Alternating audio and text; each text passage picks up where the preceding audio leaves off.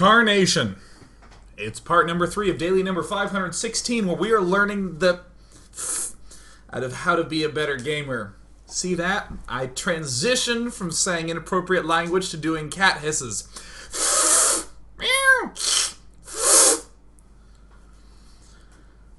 That was a good start. I thought that was an excellent beginning to part 3. Let's review what we've learned thus far. In part 1 and at the start of part 2, we watched a game from TLO where he did a very clever thing with DOS Ling Mutalisk opening. In particular, getting 4 macro hatches before getting layer. Or excuse me, 4 total hatches before getting layer. Important to use correct language. And transitioned it well into an aggressive Zerg Mutalisk strategy. But even if our opponent didn't play passively, instead played aggressively, we had all the units we needed. In part number 2, we got the chance to see TLO do this really cute Spine Crawler plus Nidus Worm play to thwart an opponent who's going for a very fast all-in. In fact, the fast all-in that kills frickin' everybody. What we're going to do in part 3 is we're going to see another variation on that immortal sentry all-in from ASUS ROG's Elfie, a darling Finnish player. And what we are going to examine is TLO doing the same technique in somewhat of a different situation. So let's go ahead and watch on through it. Now, if you've ever played against Elfie, with an incredibly high percentage of the time, he will do in a best of X. A Phoenix... Oh, I said something wrong. If you've ever watched a Best of X with Elfie, you know that he loves this Phoenix into Robo all-in. And you know what?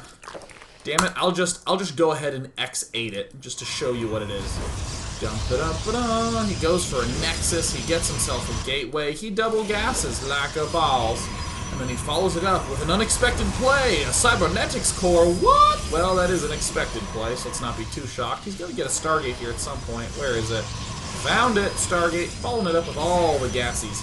That way he can get himself up anything he wants. He's going to build the Phoenixes, he's going to get himself the robotics facility, and what Robo is complete without a ridiculous mega shit ton of gateways. Here's one, here's a couple more, and here's the finale of the mega shit ton. In fact, how many does he have? 1, 2, 3, 4, 5, 6, 7, 8. And you know what he's going to do? I'm all in. Excellent, we figured it out. Let's pull back to the start of the game and watch a little bit about what Liquid TLO is going to do as a response. Again, in part 1, we saw this cool mutalinging play. In part 2, we saw a very standard play out of TLO. We're going to see yet more sexiness out of him. Great. Speeding it up. Speeding it up! Deflam, a hatchery. Who'd have thought? Deflam, another hatchery. When? Before the 4-minute mark. How does he do that? He doesn't build the second queen. And in fact, TLO does not build the second queen for quite some time. He waits for the hatch to be done to build the queen out of it. A little bit unusual. That first sent out queen is generally built at this first hatch, but, you know, TLO's a freaking badass, and we permit badassery in this here town. Now, very common timings for gas is 6 for 2 or 6:30 for 3. TLO's actually building himself up to 3 queens. Cool. So when I was watching this game, I was like, alright, TLO, alright, you're probably going to go triple gas at 6:30. That's something that Lenok does quite a bit. And then we hit 6:30 and we didn't see anything. In fact, we saw nothing. In fact, we should go to the TLO cam. Oh no, TLO sees the double gas, sends the Overlord in, scouting for anything that he so can. And by the way, right along this ridge is a great scout pattern, because he was unlikely to see you from the main, and he definitely can't see you from up here. And look, still no gas. What? Oh my god, no gas. Ah! So TLO, literally from seeing these assimilators, is going, you are either going for some sort of blink play, or you are going for some sort of robo play, or you're going for some sort of Stargate play. And this Overlord will make sure that none of those involve an expand. But look at this, it's 7 minutes. 1, 2, 3, and 4 gas geysers at 7 minutes. 4 gas geysers at 7 minutes, ladies and gentlemen. And a what? An Evo chamber. Really simple. I saw a Stargate, so I built an Evo chamber. Excellent. The best counter to Evo chambers, or excuse me, the best counter to Stargates is buildings, because they cannot lift them. And TLO is not going to go overboard on the Spore Crawlers either. Gets 4 queens up, joins those bases together. And will indeed go for this combination. Oh, armor, speed. It kind of has a similar flavor to what we saw before. If I'm going 4 hatch fast, I'm going to go for the Ling focus. There's the Lings coming out right now. There's the Overlord, just trying to make sure there ain't no third base going down. Another Evo chamber for the Ling ups. Now, what most people will do is most people will get this emergency backup Roach Warren and the emergency backup Roach Speed with the intention of not building any Roaches. I mean, TLO is going to be very clearly gearing himself towards the Linging front, upgrading the Carapace and Zergling attack upgrade. So it's not really going to be your standard Ling Roach mid-game. But a lot of players will do this in case a big attack comes, to do that as a response. So what are we seeing TLO do? He's sending out the Zerglings, trying to maintain control of the Watchtower. Why 4 Phoenixes? Because with 4 Phoenixes you can lift a queen and kill it. See, here's the Lingy upgrades. Look at him. TLO doing his usual thing. I'm noticing TLO, wow, not building any more than 4 queens because he has exactly 4 hatcheries. I am somewhat ignoring the fact that TLO has some interesting gas timings.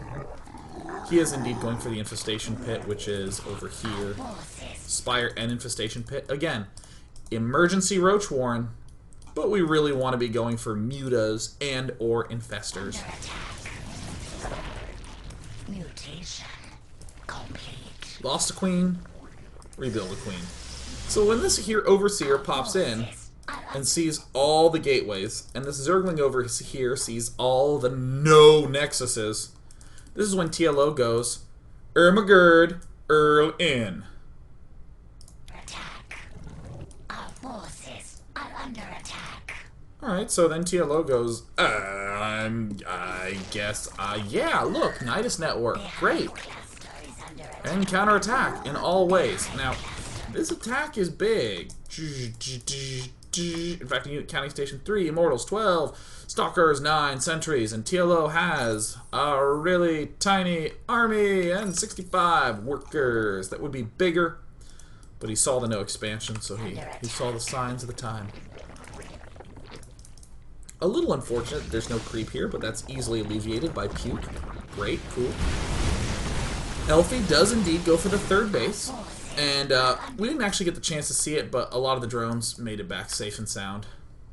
Or did they? Wait. Am I thinking of another replay? Oh, did he just not move any of these drones? Okay, if these drones die, that is bad. Oh, cool, they did run. Okay, just not all of them. So I guess I would call that a minor whiff. But excellent. Begins blasting down the front door.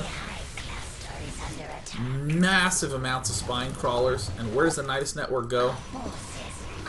Somewhere easy to get to. I prefer this as the location for the Nidus Worm exit. We're just getting destroyed up here.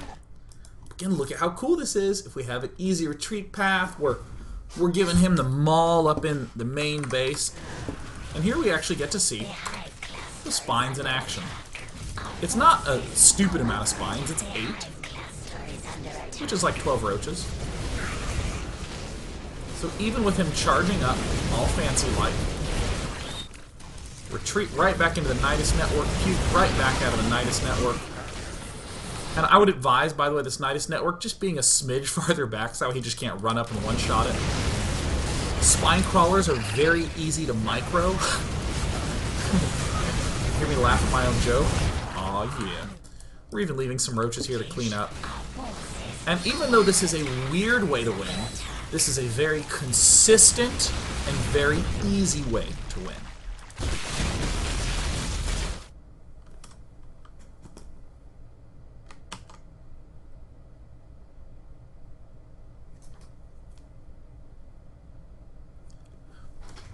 Now, I don't know how old or young some of you are.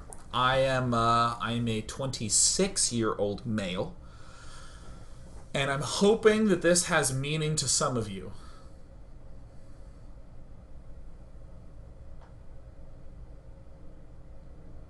If this doesn't, go watch another show, okay? Because that was awesome. That was awesome! Isn't that cool? Right? Dr. Evil. So I like that because it was it's I would describe it as clean. I would describe it as a very clean, consistent way to win. In 2 games, we saw 2 different strategies. In the first, we saw a straight up, I'm going to kill you ASAP. In the second game, we saw, oh, I'm going to just go air and mess with you, and you're going to do a different build, and then ASAP, kill you. But we just responded whenever it ended up coming. Let's go ahead and take some questions. Let us take some questions. Oh, from Markio's question grabber. Markio, to get a question, there's a grabber that extracts anything that begins with Dear Day 9. DEAR space DAY 9. Comma, or not comma, Dear Day 9. I know that makes it very letter writerly.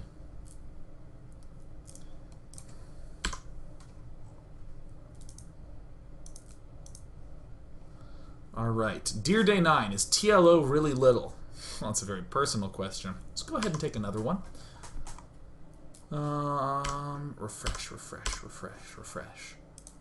Questions about StarCraft. I like this from MD Knights 23, even though I want to say MDK Knights 23. What about the placement of the macro hatch? What do you think about it? I'm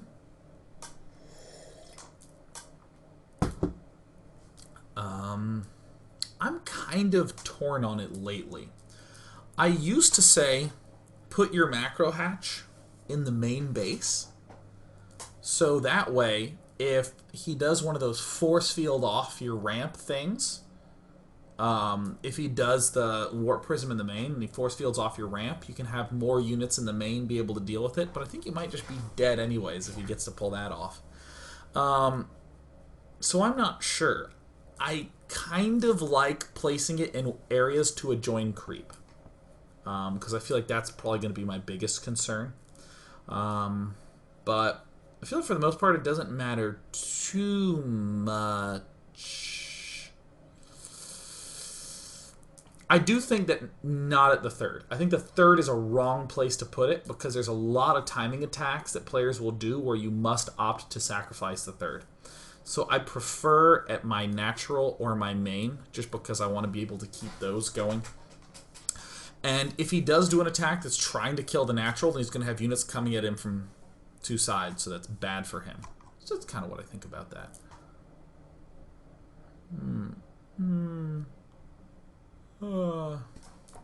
Watsonator says, Day 9, if you make a wrong judgment call at around 9 minutes and the Protoss expands instead of all-inning, should you continue your Nidus Ling Roach attack and assault a third or boost your low economy and tech?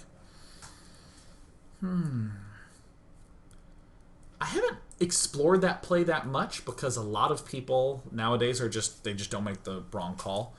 But yeah, I actually like that. I like that play a lot. Especially if you can do something like Nidus outside his third and then Nidus in his main, so that way you can attack the third, and if the Nidus in the main finishes, then you can pull everything back from the third and instantly hit the main. Or you can do even more rapid fire things, like I'm trying to think of a map where that actually... there's not really that many maps where that's the case. I was going to say you can bounce between the second and the third a little more aggressively. But if you are going to do that, make sure you have creative Overlord placements. Like, obviously an Overlord back here for Nidus Worm there is good. But like, Nidus Worms right here are really good. This area is really obvious. There's other maps where I'm trying to think of. What is the map? Yeah, Ohana. Like, I want you to envision the top side of Ohana. And there's a third, like, right behind the third is a really good place to do stuff at. And not to just go crazy with the unload. Not to hit, like, D. And they're all puking out. But just to, like, click on 4 roaches and have those 4 roaches come out and sort of, like, do their little thing. This is my roach impersonation. While that's going on, be sure to invest in gas and infestors. That is the correct tech to be doing while you be harassing with them minerals, building up the edge that you want on them gases. And then hopefully you're killing off his gas units, such as sentries, or immortals, or stalkers, with your mineral units, zerglings and roaches. Alright, let's go ahead and take one more question. I like one more question. Smoking a pen like the tough guys. Let's see here. I'm actually going to take 2 questions. One from the infamous N. Tucker, who says, Day 9, do you think the Protoss can do better in his base situation by having more photon cannons? I actually would argue that he does considerably worse if he has more photon cannons, because the one thing that we did not see in these games is the Zerg identifying a Protoss who has a small army and then just going to kill that army.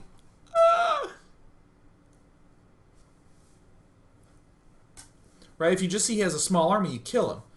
And players who build too many photon cannons are ripe for the destroying in that circumstance. So it's very tough for Protoss to be able to deal with this, which is why I'm tickled. Tickled pink. My contact, alright, I hope it's not considered appropriate to do on air. I don't know where my contact case is. I want to rip this out of my eye. It feels so dry. It makes me want to cry.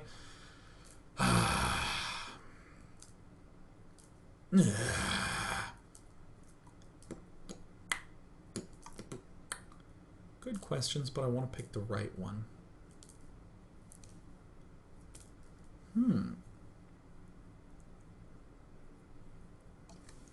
Oh yeah, there's a lot of questions along these lines. Actually, my eye hurts real bad. Where's my contact case? Alright, screw it. Screw it! We're gonna do it! Okay, what about doing the fake and then pulling back? For one, spine crawlers take a long time to build. They take 50 seconds. What? 50? Sorry, it's totally distracting. They take 50 seconds to build.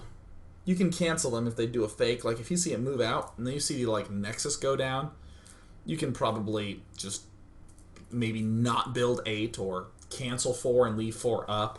Something like that. But for every convincing move that a Protoss is going to make, that requires a heavy investment for Protoss. If I move out and I have 6-7 gates in my main base, I've invested an extra 300 or 450 minerals in those gateways. And then if I pull back and expand, then I've delayed my expansion by quite a lot. And I've reduced the number of units I'm going to have to defend that fast expansion temporarily. So you actually make yourself quite vulnerable. It's not a clear situation, but it's certainly a situation that demands some thought and some caution. And because my eye hurts, I'm ending the daily. Yeah! I had a lot of fun in today's daily, and I'm going to go play some Return to Ravnica drafts. I feel like there was something else I'm missing.